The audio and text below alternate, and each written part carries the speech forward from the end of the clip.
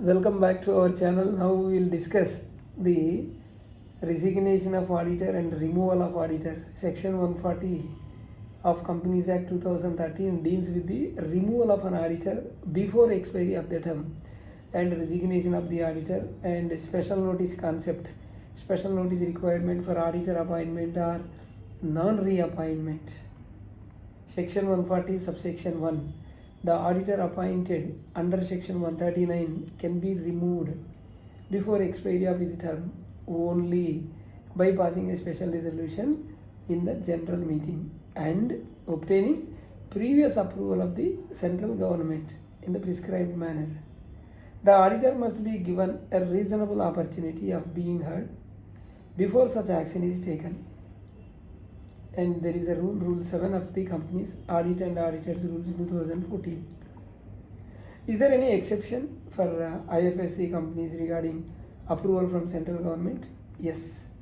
MCA notification 4th January 2017 applicable to specified IFSC private and public companies.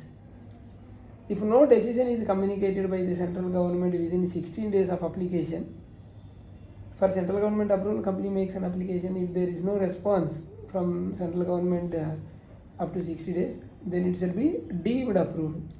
And the company can appoint a new auditor at a general meeting within 3 months thereafter. Then what is the procedure when an auditor resigns? He will submit his resignation to the company and he will file ADD3 within 30 days of resignation. So he has to intimate to the company, intimate to ROC.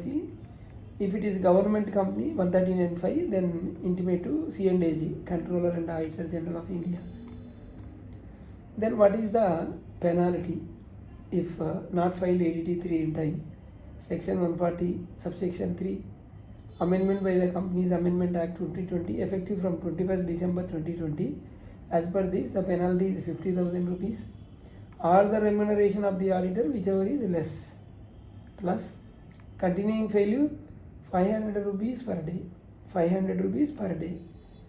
Then maximum penalty up to 2 lakh. This is what regarding the penalty. So what is meant by special notice? Section 140 subsection 4. Special notice is required when a resolution is proposed to appoint an auditor other than the retiring auditor, or because other than retiring auditor is one, or to expressly provide that the retiring auditor shall not be reappointed in these 2 cases, except where the retiring auditor's tenure of 5 or 10 years as per 139(2) has already expired. I will explain again here. This is a special notice concept. Special notice under section 140 subsection 4. This is required when a resolution is proposed to appoint an auditor other than the retiring auditor, or to expressly provide that the retiring auditor shall not be reappointed, except where the retiring auditor's tenure of 5 or 10 years, because as per section 139 subsection 2 has already expired.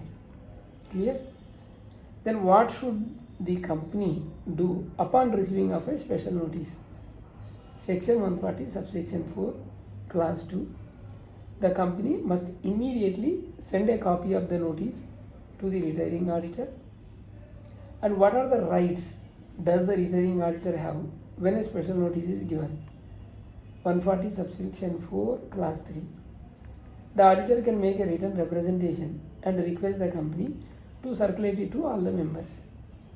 Then the company must state in the notice that such representation has been made and send a copy to all the members.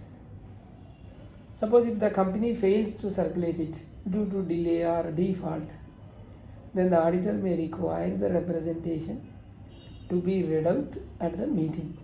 A copy must also be filed with the ROC registrar.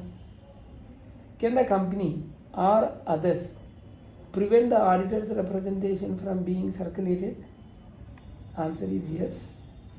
The tribunal, Honorable NCLT, if satisfied that the auditor is abusing auditor is abusing his right, an NCLT may order that the representation need not be sent or read out.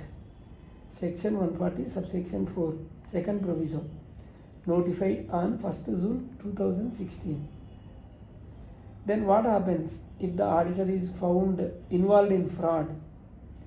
Then section 140 subsection 5, the tribunal, Honorable NCLT, may on its own or upon an application by the central government or any person concerned direct the company to change its auditor if it is satisfied that the auditor acted fraudulently or abetted or colluded in any fraud related to the company or its officers.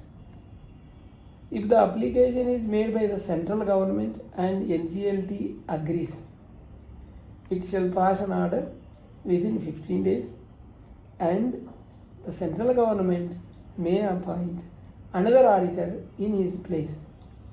This is when fraud is involved by the auditor, colluded. What are the consequences for an auditor found guilty under section 140 subsection 5? The auditor, individual or a firm, shall be disqualified from being appointed as an auditor for any company for a period of 5 years. For a period of 5 years from the date of the order. The auditor is also that auditor is also liable for punishment under section 447, that is for fraud. So if the auditor is a firm, liability extends to the firm and every partner involved in the fraud. Clear?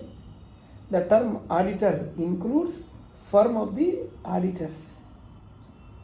What is the prescribed form for auditor resigning? So that is ADT 3 under Rule 8 of Companies Audit and Auditor Rules 2014.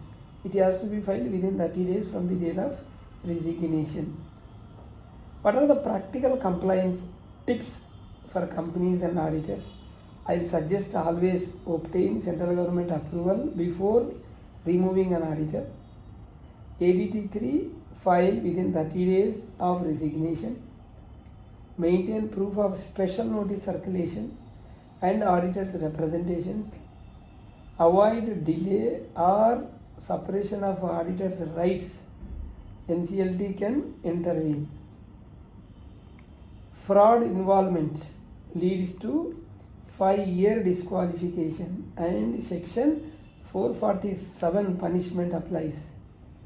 This is what about complete section 140 section 140 of Companies Act 2013 and covering removal, resignation, penalties and special notice requirements. Hope you are clear. We have 2 channels, RR Corporates, other channel RR Legal Talks. Please do subscribe, hit the bell icon so that you will not miss any of our latest videos. Bye.